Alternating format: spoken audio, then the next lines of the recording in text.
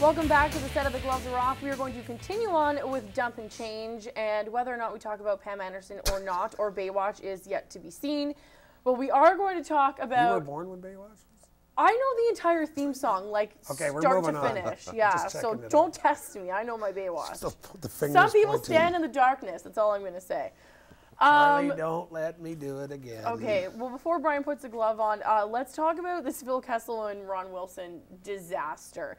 Blame the media all you want to, Brian Curran, but as far as I'm concerned, both of these two sound incredibly unprofessional. Vince, what's your take?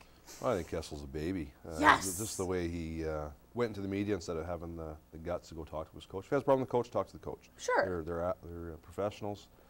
They're well paid and they're adults, so talk it out. How do you not talk to your coach? Well, two things. First of all, I agree with it, that they totally, like, wrong way of doing anything. Okay. Should have talked to him. But that being said, the way he said it reminded me of Tom Fergus, who played and in Boston, and he couldn't get out of there.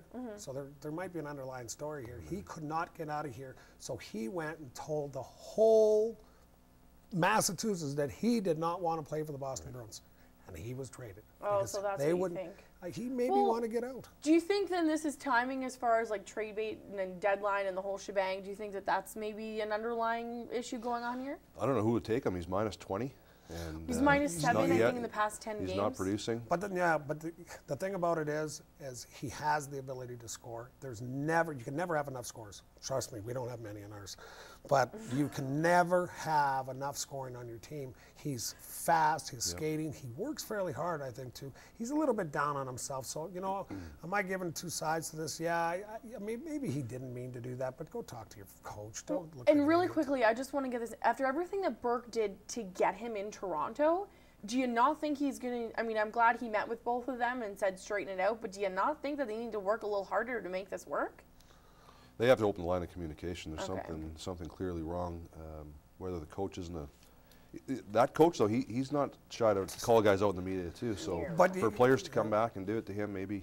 But the funny thing about it is like we said earlier before this came on, it was the line that Kessel said, "Have you talked to Ron?" Yeah. And he says, "No, we don't talk."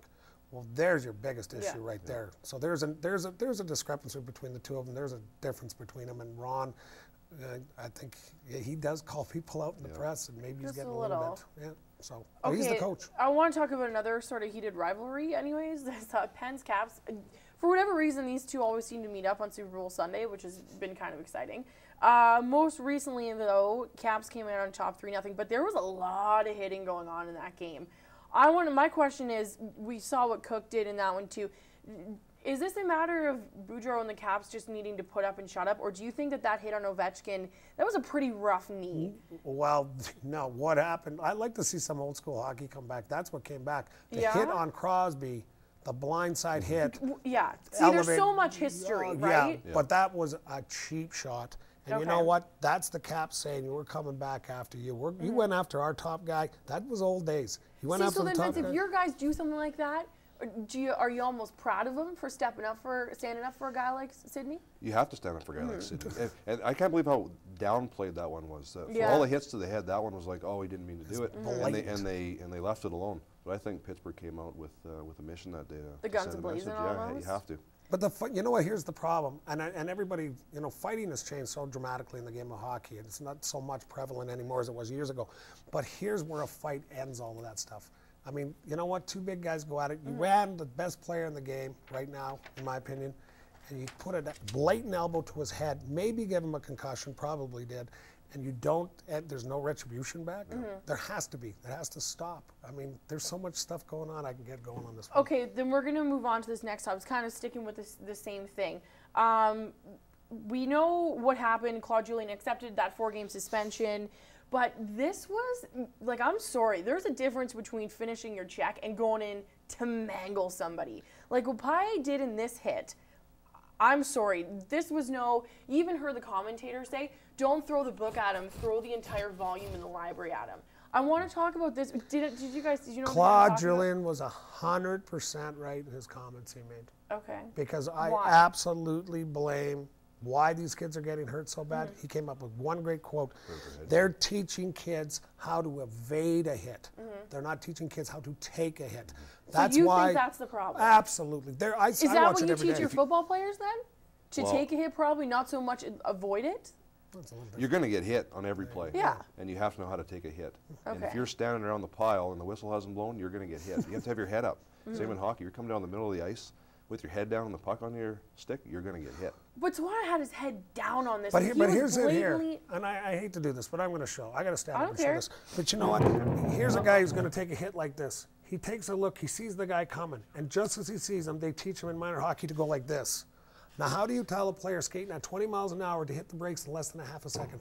Yeah. Not going to happen. He's in a vulnerable position. I've seen that one a few times now. Yeah. It was more of a blind side than a hit to the head. Okay. But again, the other side of it, everyone has enough skill to be able to move and change directions quickly.